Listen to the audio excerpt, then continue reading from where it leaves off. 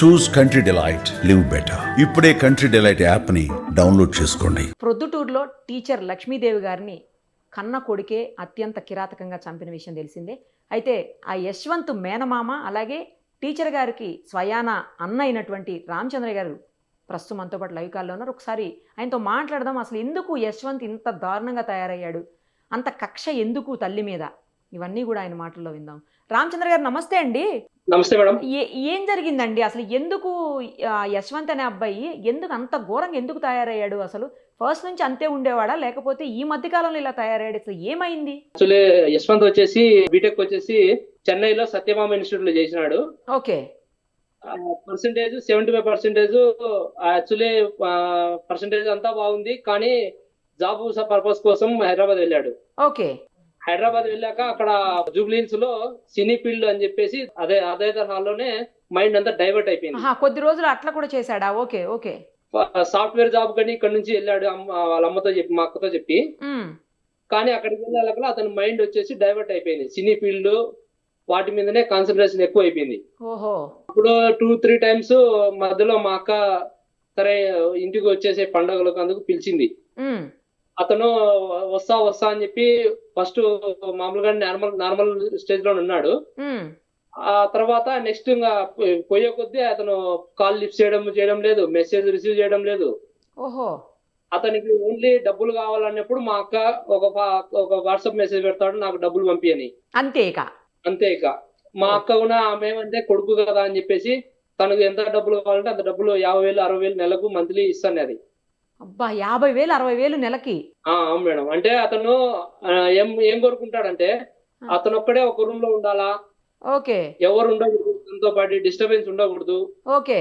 అంటే ఒక్కడే ఉండేవాడా అండి రూమ్ లో హైదరాబాద్ లో? ఎస్ మేడం, ఒకటే ఉండేవాడు రూమ్ లో. ఒక్కడే ఉన్నా కూడా 50,000-60,000 ఎందుకు ఖర్చు అవుతుంది అబ్బాయికి? అదే మేడం, రూమ్ రెంట్ వచ్చేసి 25,000 ఎంతో చెప్పాను నాతో. ఓహో. ఇంకా కుకింగ్ అంతా అతనే చేసుకునేవాడు. ఓకే. సరే అని చెప్పేసి నేను యాక్చువల్లీ నేను ఆర్మీలో జాబ్ చేస్తున్నా. ఓకే. నేను హాలిడేస్ కి వచ్చినప్పుడు మా అక్క నాతో చెప్పేది, ఇట్లా రావడం లేదు చూడు వాడిని తీసుకొని రాబో ఎట్లా ఒకటి చెప్పి అని. మీరు మాట్లాడారా మరి ఎప్పుడన్నా అతనితో రా వెనక్కి వచ్చి అని చెప్పి? లేదు మేడం, నేను పోయాను. నేను ఇక్కడికి వస్తానే హాలిడేస్ కి వస్తానే మరుసటి రోజే నేను వెళ్ళాను కార్ తీసుకొని తొడుకోవద్దామని. పోయాను, తీసుకొని వచ్చాను ఇంటికి. తీసుకొని వచ్చినప్పుడు మేము ఆ టైంలో ఇంకా అదే స్టేజ్ కొంచెం బాగాలేదని చెప్పేసి అతన్ని హాస్పిటల్ తీసుకెళ్ళాడు కడపలో. అంటే ఏంటి, అతనికి హెల్త్ బాగలేదా ఏదన్నా? లేదు మేడం, అంటే అదే ఏమన్నా ప్రాబ్లం అవుతుందో అని చెప్పేసి ఫస్ట్ మేము డాక్టర్ని కన్సల్ట్ అయినాం. ఓకే. అంటే అంత ముందు ఈ సినిమా ఫీల్డ్, పబ్జి గేమ్ ఇవన్నీ ఉన్నాయి కదా. ఓహో, పబ్జి గేమ్ కూడా ఆడేవాడా? వాటిలో ఎక్కువ టైం స్పెండ్ చేసేవాడు. ఓహో. గేమ్ ల్యాప్టాప్ ఓన్లీ గేమ్ ఆడేవాడు, ఒక్కడే ఉండేవాడు రూమ్ లో, ఎవరితో మాట్లాడే కాదు.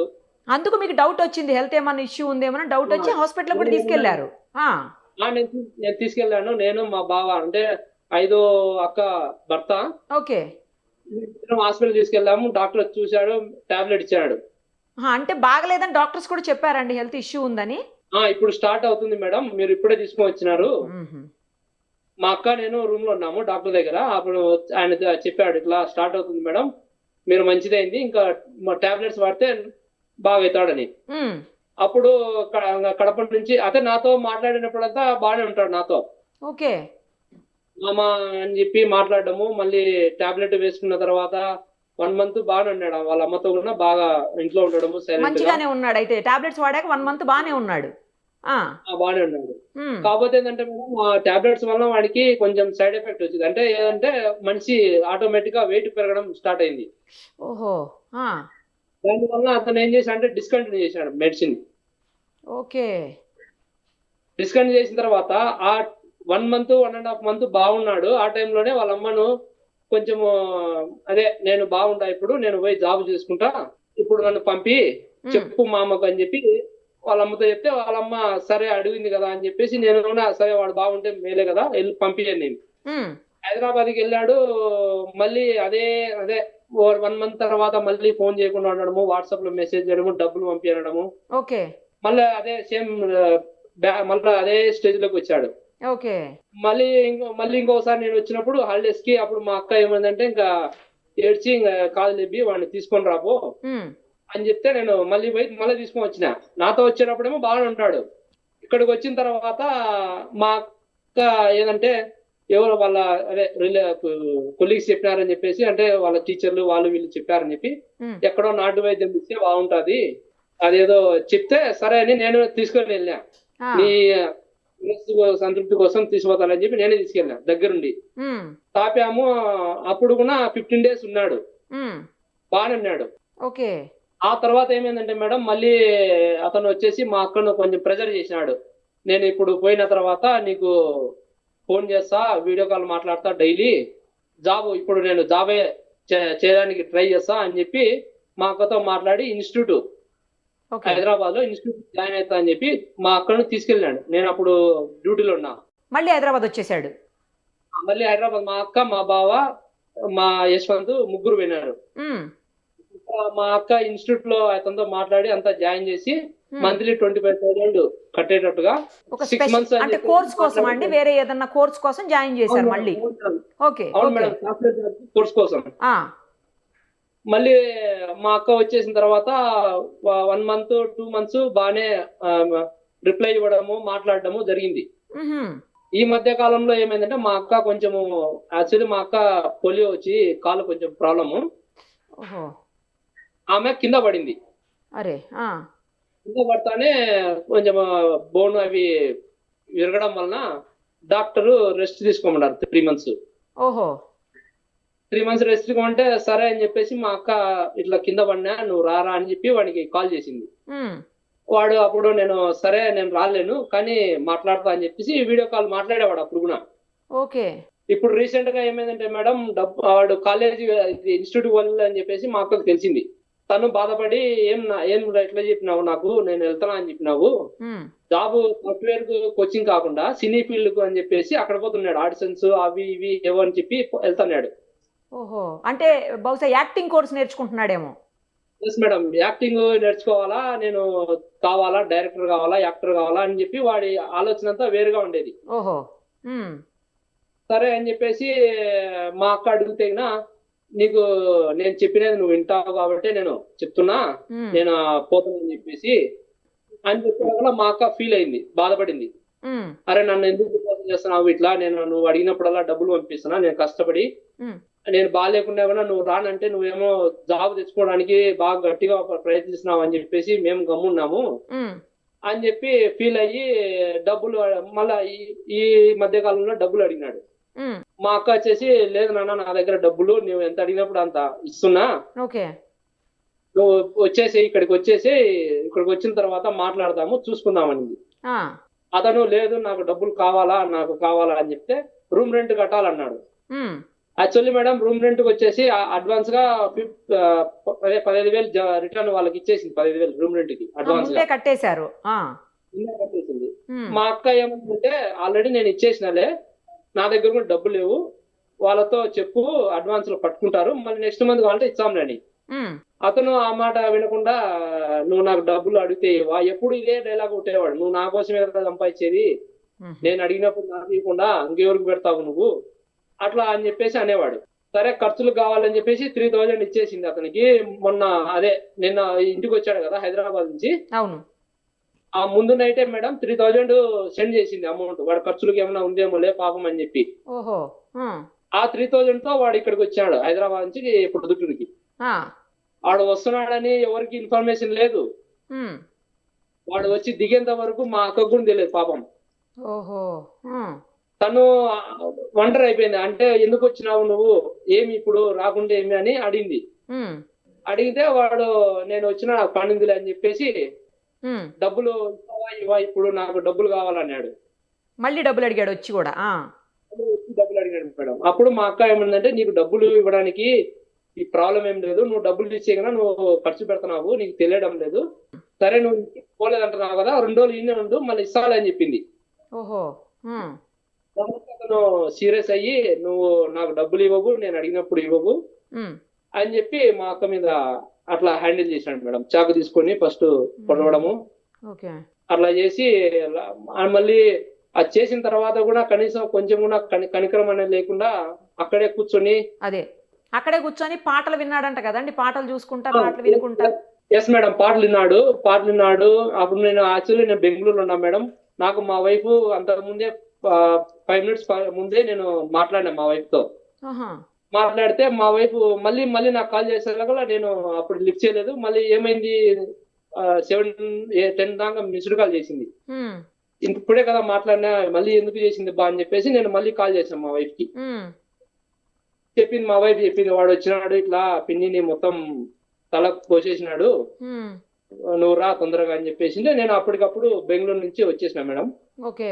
వచ్చి కాదండి, వాళ్ళ చూసే ఫాదర్ తోటి పెద్దగా ఉండేవాడు కాదా? మొదటి నుంచి కూడా తల్లితోటి ఎక్కువ అటాచ్మెంట్ ఉండేదా అతనికి? ఎస్ మేడం, వాళ్ళ నాన్న వచ్చేసి ఒక ఏమంటారంటే ఏమి వర్క్ చేయకుండా హ్యాపీగా ఇంట్లో ఉండాలనుకునేవాడు వాళ్ళ నాన్న. ఓహో. ఓకే. సరే మా అక్కతో కూడా కాంప్రమైజ్ అయ్యి, మా అక్క పోలియో కదా, డైలీ స్కూల్ కి తీసుకురావడానికి ఉండాలి, అవసరం పడతాడని చెప్పేసి మేము కూడా మా బావకు వద్దులే, ఉద్యోగం వద్దులే, మా అక్కను బాగా చూసుకోని చెప్పాము. ఓహో. అతను ఇంట్లోనే ఉండేవాడు. కాకపోతే ఏంటంటే నిన్న జస్ట్ ఒక 5 minutes అతను మా యశ్వంత్ని కొంచెం మైండ్ డైవర్ట్ చేసి వాటితో మాట్లాడుతూ ఉండింటే ఇది బతికేదేమో జరగకపోయేది. మేడం, ఆ, బతికేదేమో. అవును. ఆ టైంలో ఆయన ఏం చేస్తున్నాడు, నేను మళ్ళీ స్నానం చేసి వస్తా అని చెప్పి లోపలికి వెళ్ళాడు. వాడు డోర్ వేసినాడు, మా అక్కను అట్లా చేసినాడు. ఉమ్. మీ సిస్టర్ ప్రైవేట్ జాబా అండి, గవర్నమెంట్ జాబా టీచర్గా? లేదు మేడం, టీచరే మేడం, గవర్నమెంట్ టీచర్. గవర్నమెంట్ టీచరా? Okay okay. Government teacher madam. Government teacher వల్లనే ఆమె సంసారాన్ని నెట్టుకొని వచ్చింది. అదే మంచి శాలరీ ఉంటుంది కదా, కొంచెం ఇబ్బంది లేకుండా ఉండింది కావచ్చు. Yes madam. సత్యభామ కాలేజీలో పర్ ఇయర్ 5 lakhs వరకు వాడిని పెట్టి చదివించింది. బాగా చదవాలా, వాడు మంచి పొజిషన్ లో రావాలని అబ్బా. ఆ. ఖర్చు పెట్టి చదివించింది సత్యభామ ఇన్స్టిట్యూట్ లో. ఓ. ఇంటర్మీడియట్ నెల్లూరు నారాయణ కాలేజ్ చదివించాను, నేనే జాయిన్ చేసిన 2 years. అదేలేండి, అప్పుడంతా బానే ఉన్నాడు అయితే. అప్పటి వరకు బాగానే ఉన్నాడు మేడం. చెన్నైలో సత్యభామ ఇన్స్టిట్యూట్ లో ఉన్నంత వరకు బాగానే ఉన్నాడు. ఆహా. జాబ్ పర్పస్ అని చెప్పేసి హైదరాబాద్ కి వెళ్ళాడు. అక్కడ అప్పటి వాడి నుంచి- మైండ్ అంతా అదే వాడి మైండ్ అంతా చేంజ్ అయిపోయింది. ఇక పబ్జీలు ఆడడం, అక్కడి నుంచి ఏవేవో వీడియోస్ YouTube చూడడం, అది ఇవన్నీ స్టార్ట్ ఇది చేసినట్టుంది. స్టార్ట్ చేశాడు మేడం. దాని వల్ల కొంచెం మేము అనుకున్నాము మెంటల్లీ ఎఫెక్ట్ అయినాడు వీడు అని చెప్పేసి ట్రీట్మెంట్ స్టార్ట్ మీరు ఆ చేశారు. రకంగా కూడా ట్రీట్మెంట్ ఇప్పించారు కదా, అలా కూడా మీరు జాగ్రత్త పడ్డారు నిజానికి. స్టార్టింగ్ నేను హైదరాబాద్ వస్తానే నేరుగా కడపకి తీసుకెళ్ళాను మేడం. అవును, మీరు అది కూడా చేశారు. డాక్టర్ వచ్చేసి ఆయన మంచిగా చూస్తాడంటే ఆయన దగ్గరికి తీసుకెళ్ళాం. ఆయన కూడా చూసినాడు. ఆయన చెప్పినాడు, ఇప్పుడే స్టార్టింగ్ స్టేజ్ సార్, మీరు ఇప్పటి నుంచే అలర్ట్ అయినారు, ఉమ్. పర్లేదు వాడండి అన్నాడు. మీరు ఇప్పుడు చంపేసిన తర్వాత పాటలు వినుకుంటా, పాటలు చూసుకుంటా అక్కడే కూర్చున్నాడు. తర్వాత అతనిలో కొంచెమైనా తప్పు చేశానన్న ఫీలింగ్ ఏమన్నా కనబడిందండి? అసలు అలా ఏం కనబడలేదు అతనిలో. ఏం లేదు మేడం, వానిలో ఫీలింగ్ లేదు. మళ్ళీ మా అక్క చనిపోయింది, సొంత అమ్మ చనిపోయింది అని వానికి ఆ ఫీలింగే లేదు. ఆ బాధ కూడా లేదు. లేదు మేడం, వాడు వాళ్ళ నాన్నతో అన్నాడంట, నీ పిల్లల్ని చంపేసిన ఆడ పడింది, పోయి చూడు అన్నాడంట. ఇప్పుడు ఏంటి వాళ్ళ నాన్నగారు జైలు నుంచి వదిలిపెట్టండి, తల్లికి తలగొరివి పెట్టాలి, వదిలిపెట్టండి, వాడికి మెంటల్ గాను తర్వాత ఫిజికల్ గా కూడా హెల్త్ బాగలేదని ఏదో అంటున్నారని విన్నాము. నిజమేనండి అలా అడుగుతున్నారు వాళ్ళ నాన్న? లేదు మేడం, అది యాక్చువల్లీ వాళ్ళ నాన్న అడగడం కంటే మేమే అన్నాము. ఎందుకంటే మా అక్కకు వాడు ఎంత చేసినా కూడా, వాడు కొట్టినా తిట్టినా వాడి మీదనే ప్రేమ ఉండేది. ఓకే. ఒక్కడే కొడుకు కాబట్టి అందుకోసం సరే ఆమె ఆత్మ శాంతించాలని చెప్పేసి మేము సిఐ గారిని రిక్వెస్ట్ చేయడం జరిగింది. కానీ చంపినోడు వచ్చి తలకొరివి పెడితే ఆ తల్లి ఆత్మ శాంతిస్తుందా అండి? అలా అనుకుంటున్నారా మీరు? అంటే ఇప్పుడు మేడం, వాడు జస్ట్ ఆ టైంకి వాడు ఏదో సైకోలాగా బిహేవ్ చేసినాడు, వాళ్ళ అమ్మని చంపినాడు అని మేము కూడా అట్లే అనుకుని వద్దని ఫస్ట్ ఫిక్స్ అయినా మేడం. వాళ్ళ ఫాదరు వాళ్ళ రిలేషన్ అంటే మా బావ వాళ్ళ రిలేషన్ వాడు వచ్చి పెడితే బాగుంటది అంటే మేము కూడా సరే అయితే పెట్టినీళ్ళు అని చెప్పేసి సిఐ గారిని రిక్వెస్ట్ చేశాం. పెట్టాడండి, వాడే పెట్టాడు. ఇప్పుడు హయ్యర్ అథారిటీస్ పర్మిషన్ వల్ల కొంచెం ప్రాబ్లం అయ్యి లేదండి సార్ పంపిలేమని చెప్పాడు. ఇంకా మేము కూడా రూల్స్ అండ్ రెగ్యులేషన్స్ వల్ల ఏమైనా ప్రాబ్లం ఉందేమోలే, ఇంకా వద్దులే అని చెప్పేసి మేము పెట్టలేదు, వాడు రాలేదని వదిలేసినాం మేడం. మా బాబాయ్ పెట్టాడు. ఓకే.